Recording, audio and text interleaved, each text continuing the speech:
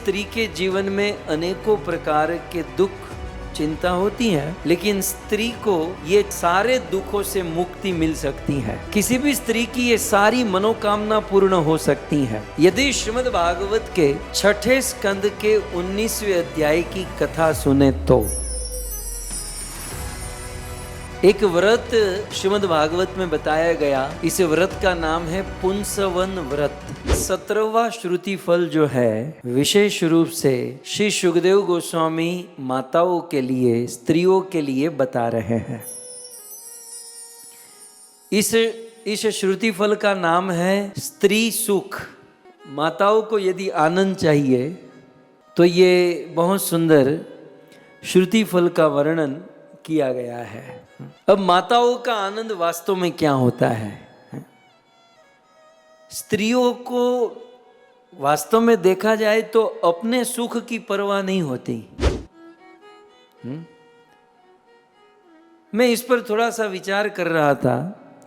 इस दुनिया में यदि कैलकुलेशन किया जाए तो पुरुषों की मात्रा में स्त्रियों के जीवन में अधिक दुख होता है। दुख तो पुरुषों को भी होता है, लेकिन थोड़ा सा कंपैरिजन किया जाए तो पुरुषों से अधिक दुख स्त्रियों के जीवन में देखा गया है। आप देखिए, जन्म होते ही, आजकल तो जमाना बहुत अच्छा है, लेकिन एक ऐसा जमाना हुआ करता था कि जब किसी बेटी का जन्म होता था तो माता पिता के चेहरे उतर जाते थे कि लो अब कन्यादान करना पड़ेगा और न जाने क्या क्या। जन्म से ही बेटों को लाड लड़ाए जाते हैं और बेटियों की इतनी परवाह नहीं होती। फिर जब बेटी बड़ी होती हैं तो जिस परिवार में उनका जन्म हुआ, लाड प्यार हुआ, एक दिन अपनों को छोड़कर पराये घर में चले जाना होता है। इवन स्त्री और पुरुष का विवाह होता है और जब संतान की उत्पत्ति का समय आता है तो 9-9 महीने तक एक स्त्री के पेट में ही वह बालक पलता है। असह्य प्रसव वेदना सहन करनी पड़ती है। इवन उस संतान को दूध पिलाना, खिलाना, उनका पूरा देखभाल ख्याल रखना, ये सब कुछ एक स्त्री ही करती है। लेकिन उस बेटे के पीछे नाम किसका लगता है? उसके बाप का। स्त्रियों की महिमा देखो, सारा बलिदान, सारा समर्पण, सब कुछ एक स्त्री करती है और नाम बनता है पुरुष का। लेकिन फिर भी स्त्रियां प्रसन्न रहती हैं कि चलो जो भी है। फिर आगे चलकर यदि उनके पति को कोई दुर्गति हो गई तब भी स्त्री के हृदय में कष्ट होता है। मैं ये कह रहा हूं कि दुख तो सभी जगह पर है, लेकिन तारतम्य की दृष्टि से देखा जाए तो स्त्रियों के जीवन में जो कष्ट है उतना पुरुषों के जीवन में नहीं है। और स्त्री का वास्तविक कष्ट अपने लिए नहीं होता। स्त्री को ये चिंता नहीं होती मुझे अच्छा खाने को नहीं मिला। जब किसी स्त्री को अच्छे से अच्छा भोजन मिलता है या कोई अच्छी वस्तु मिलती है, या तो उसको पहले अपने पति की याद आती है या बेटे की याद आती है। वह सोचती है कि ये चीज़ मेरे पति को मिली होती तो अच्छा था, या फिर यदि बेटा बेटी है तो ये जो मुझे सबसे अच्छी चीज़ मिल रही है ये मेरे बेटे को मिला होता तो अच्छा। वो अपने लिए नहीं सोचती।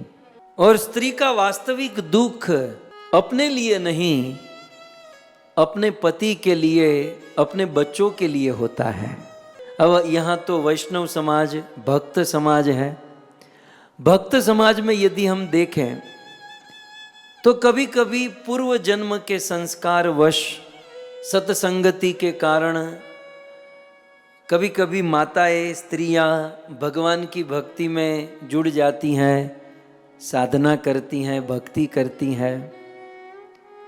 और कभी कभी संस्कारवश या पूर्व जन्म के कुछ ऐसे गहरे और बुरे कर्मवश उनके पुत्र पुत्री भजन नहीं कर सकते, भक्ति नहीं कर सकते, या उनके पति भक्ति नहीं कर सकते, तो सारी चिंता, सारा टेंशन उस स्त्री को होता है। कि भाई मुझे तो भक्ति मिल गई, मैं तो कुछ राम कृष्ण को समझ पा रही हूं, मेरे हृदय में थोड़ी बहुत श्रद्धा है, लेकिन मेरे बच्चों का क्या होगा, मेरे पति का क्या होगा, मेरे पेरेंट्स का क्या होगा। पुरुष को तो केवल एक ही चिंता होती है, पत्नी और बच्चे। स्त्री को तो एक तो अपने पति, अपने बच्चे, अपने सास ससुर, और दूसरा अपने माँ बाप, अपने मैके वालों की भी चिंता होती है। डबल डबल चिंता है। मैं आपको इसलिए कह रहा हूं कि ये स्त्री के जीवन में अनेकों प्रकार के दुख चिंता होती है, लेकिन स्त्री को ये सारे दुखों से मुक्ति मिल सकती है। किसी भी स्त्री की ये सारी मनोकामना पूर्ण हो सकती है यदि श्रीमद् भागवत के 6ठे स्कंद के 19वें अध्याय की कथा सुने तो।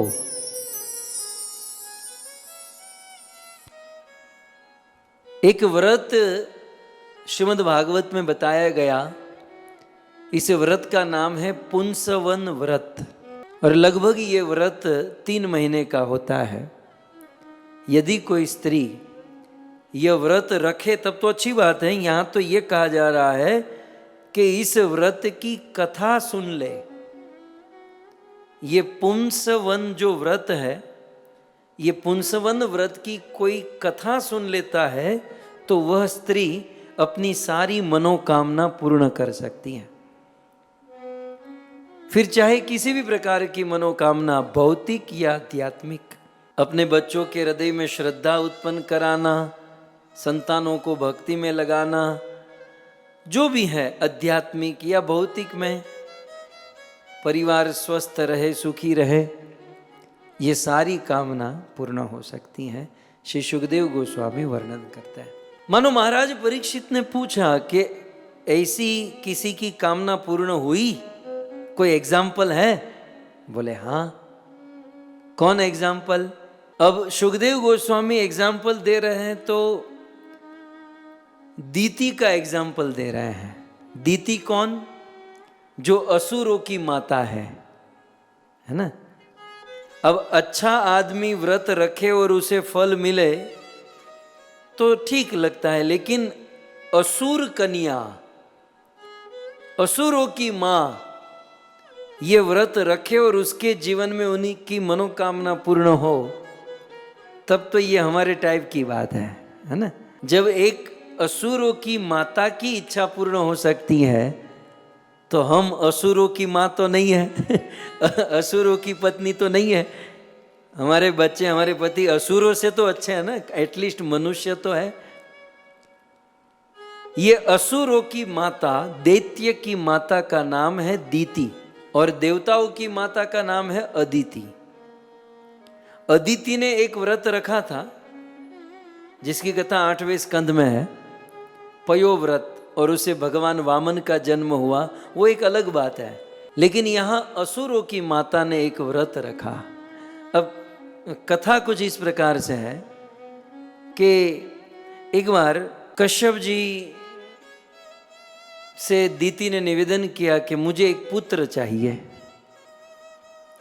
और वह मेरा पुत्र, क्योंकि ये असुर की माँ थी, तो बोले ऐसा पुत्र चाहिए जो इंद्र से जीत जाए, इंद्र से पावरफुल होना चाहिए।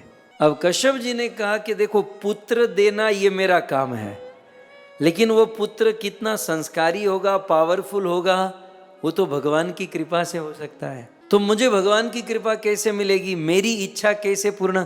देखो वहां उसकी स्त्री की इच्छा क्या थी कि मेरा पुत्र स्वस्थ हो और इंद्र से भी ज्यादा पावरफुल हो।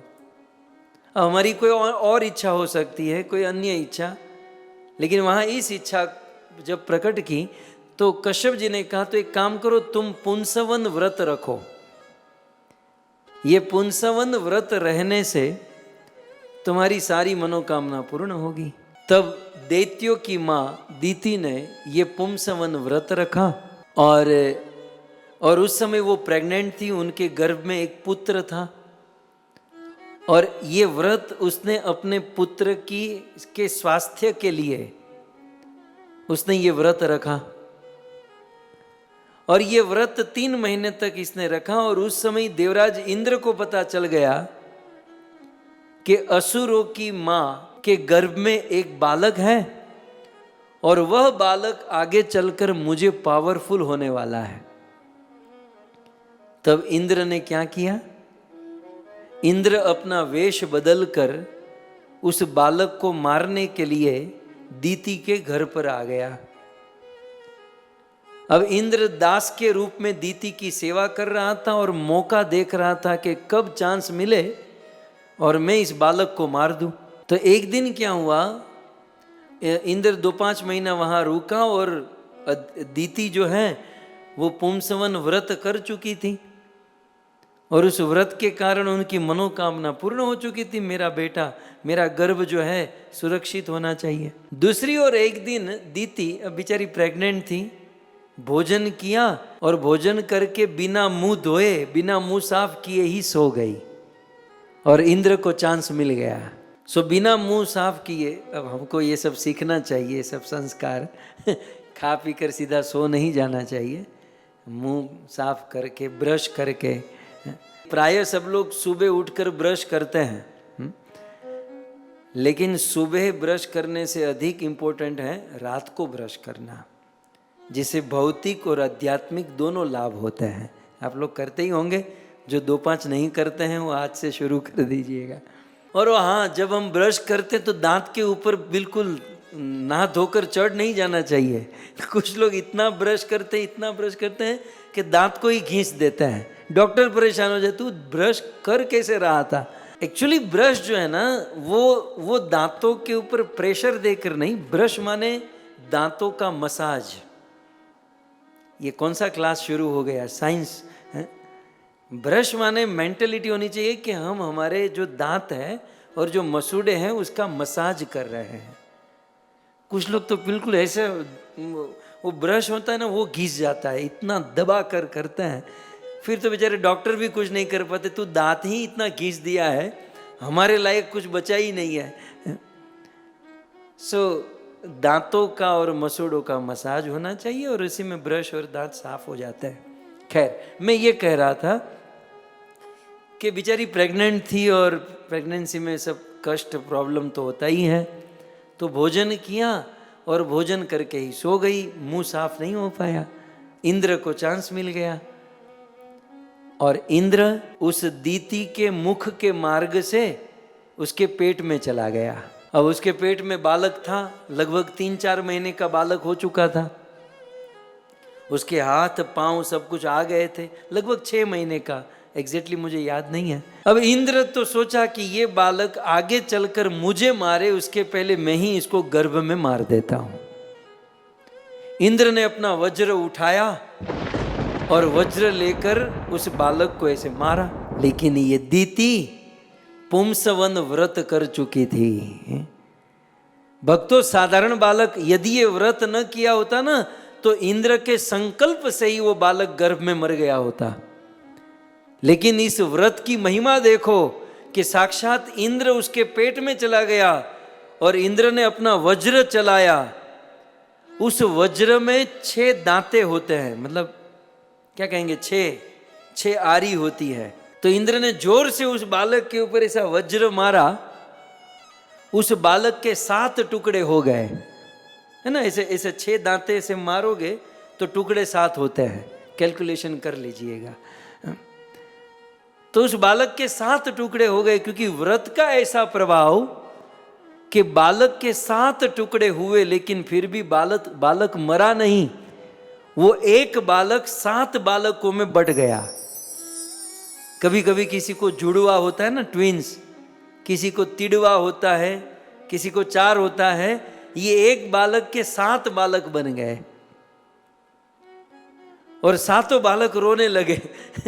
इंद्र को हाथ में वज्र से मारते हुए देखकर 7 बालक रोने लगे। इंद्र ने कहा, माँ रूत रो मत, माँ रूत रो मत, वो जाग जाएगी। लेकिन वो बालक सुने ही नहीं, रोते ही रहे। इंद्र का दिमाग हट गया। वो एक बालक वो आया था, इंद्र सोचा कि मैं एक बच्चे से परेशान था, एक के तो 7 हो गए। फिर और इंद्र का दिमाग हटा तो उन सातों के ऊपर एक एक वज्र का प्रहार किया। तो एक को मारा तो उसके 7 बालक बन गए, दूसरे को मारा उसके 7, तीसरे का 7, चौथे का 7, मतलब एक के 7 हुए और सातों को वज्र मारा तो सातों से और 7 हो गए। सो 7 7 जा 49, वो 49 बालक उसके पेट में बन गए। इंद्र ने सोचा और मारूंगा तो और ये तो विस्तार होते ही जा रहा है। आप सोचिए व्रत का प्रभाव कितना होगा कि इंद्र का वज्र भी उस बालक को कुछ नहीं बिगाड़ पाया। 49 और पहले तो 7 बच्चे रो रहे थे, अब तो 49 बच्चों ने रोना शुरू कर दिया। कोलाहल मच गया। इंद्र कहता है अरे रो मत मारुत मारुत मारुत, रो मत रो मत। इस बालक के रोते समय इंद्र ने कहा था मारुत, रो मत, इसलिए इन बालकों का नाम ही हो गया मरुत गण। 49 39 मरुद गण, 39 49 जो भी है 49, सो मरुद गण हो गए। अब इंद्र सोचा अब क्या करूं, ये तो मर ही नहीं रहे हैं, ये तो विस्तार ही होते जा रहे हैं। तब इंद्र में प्रॉब्लम तो बहुत है, गड़बड़ तो बहुत करते हैं, लेकिन देवराज इंद्र में एक गुण देखा गया और वह गुण ये है कि जब भी उनको पता चलता है कि मुझसे कोई गलती हो गई तो इंद्र अपनी गलती को स्वीकार करते हैं और क्षमा मांग लेते हैं। तब देवराज इंद्र उस गर्भ से बाहर आए और दोनों हाथ जोड़कर दैत्यों की माता दीति को प्रणाम किए, सारी घटना सुनाई और क्षमा याचना करने लगे। तब दीति भी समझदार थी, कश्यप जी की पत्नी थी, पुंसवन व्रत कर चुकी थी। आज की माँ होती तो क्रोध कर देती और श्राप दे देती। बोले कोई बात नहीं, तुमसे गलती तो हुई है, लेकिन तुम अपनी गलती स्वीकार कर रहे हो, क्षमा मांग रहे हो, तो जाओ मैं तुम्हें क्षमा करती हूं। लेकिन अब मैं तो एक बालक को जन्म दे रही थी, तूने 49 कर दिया। तो अब इंद्र एक काम करो, ये सारे बालकों को तुम ही रखो, क्योंकि तुम्हें इनकी चिंता है ना कि ये असुरों की टीम में जुड़ जाएंगे तो तुम्हारा वध करेंगे, तुमसे युद्ध करेंगे। तो बेटा मैं कहती हूं कि ये आज से तुम्हारे भाई हैं और ये तुम्हारी सेवा करेंगे। तो इंद्र ने उन सारों को अपने साथ रख लिया, अपना भाई बना लिया और फिर आगे सब कुछ मंगल मंगल हो गया। तो कहने का अर्थ यह है कि जिस इंद्र के संकल्प से कोई मर सकता है, उस इंद्र ने वज्र का प्रहार किया, एक नहीं अनेकों बार, फिर भी उस बालक पर एक आंच नहीं आई। मुझे बताओ उस बालक ने ऐसा कौन सा व्रत किया था, क्या तप किया था, क्या भजन किया था? बालक ने कुछ नहीं किया था, उसकी माता ने किया था। समझ रहे हैं?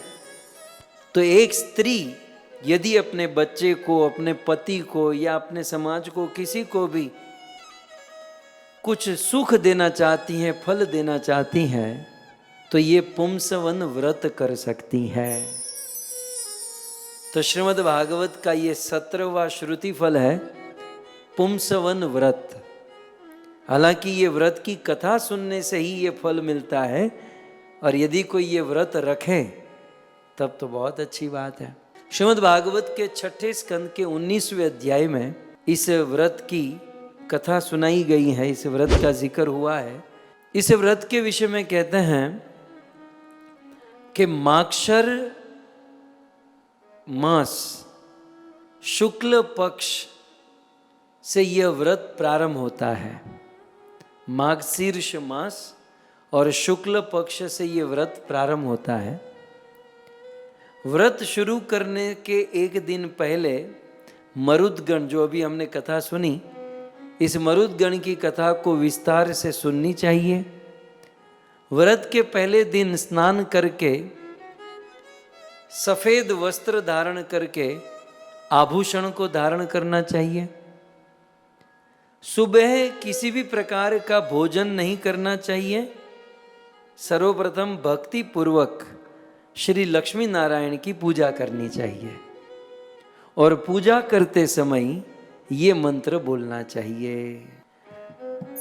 अलम ते निरपेक्षाय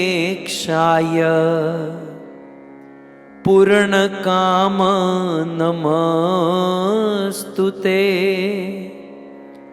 महाविभूति पतये नमः सकल सिद्धये। अलम ते निरपेक्षाय, भगवान लक्ष्मी नारायण की पूजा इस मंत्र से करनी चाहिए। इस मंत्र का अर्थ यह है कि अलम, अलम माने सर्व समर्थ, ते माने हे भगवान विष्णु, आपको, आप कैसे हो, सर्व समर्थ हो और निरपेक्षाय, किसी भी प्रकार की अपेक्षा से रहित हो। पूर्ण काम, हे प्रभु आप पूर्ण काम हो। सो ते नमोस्तुतु, हम आपको नमस्कार करते हैं, प्रणाम करते हैं। महाविभूति पतये, आप महान महान विभूतियों के स्वामी हो। और सकल सिद्धये, आप सकल सिद्धि स्वरूप हो। ऐसे भगवान विष्णु हम आपको नमस्कार करते हैं। 3 श्लोक हैं, फिर ये दूसरा श्लोक है। ये 3 श्लोक बोल के भगवान विष्णु और लक्ष्मी की पूजा करनी चाहिए। यथा तम कृपया भूतवा तेजसा महिम ओजस, जिस प्रकार से हे प्रभु आप कृपा करते हो, आपकी जो विभूति है, तेज है, आपकी जो शक्ति है अद्वितीय है। और ईश गुणे, ईश्वर में जितने भी गुण होने चाहिए वो सारे गुणों से आप विभूषित हो। सर्वस्ततो असि भगवान प्रभु, ऐसे भगवान, ऐसे प्रभु को हम नमस्कार करते हैं। फिर आगे कहते हैं विष्णु पत्नी महामाये, भगवान विष्णु की पत्नी लक्ष्मी जी महामाये, जो महामाया है, महापुरुष लक्षणे, महापुरुषों के लक्षणों से जो युक्त है। प्रियर्थे में महाभागे, हे महाभाग, हे सती, हे लक्ष्मी जी, प्रियर था, कृपया करके आप मुझ पर प्रसन्न हो जाओ। लोकमात नमो नमोस्तुते, आप इस संसार में समस्त लोगों की माता हो। और ऐसी माता लक्ष्मी जी को मैं बारंबार प्रणाम करता हूँ। इस प्रकार से स्तुति करने के बाद ये सुबह उठकर ये 3 मंत्रों से, श्लोकों से स्तुति करनी चाहिए। और स्तुति करने के बाद इस मंत्र से भगवान लक्ष्मी नारायण की पूजा करनी है। ये सब भागवत में कहा गया है। ओम नमो भगवते महापुरुषाय महानुभावाय महाविभूति पतये सह महाविभूति बलि भी उपहारम इति ही। इस प्रकार से भगवान विष्णु के चरणों में फूल, दिया, अगरबत्ती ये सब कुछ अर्पण करके उनकी पूजा करनी चाहिए। और यह पूजा 3 महीने तक या कुछ लोग 1 वर्ष तक करते हैं। और यह पूजा करने के बाद ब्रह्म भोजन और यज्ञ करके यह व्रत संपन्न करना चाहिए।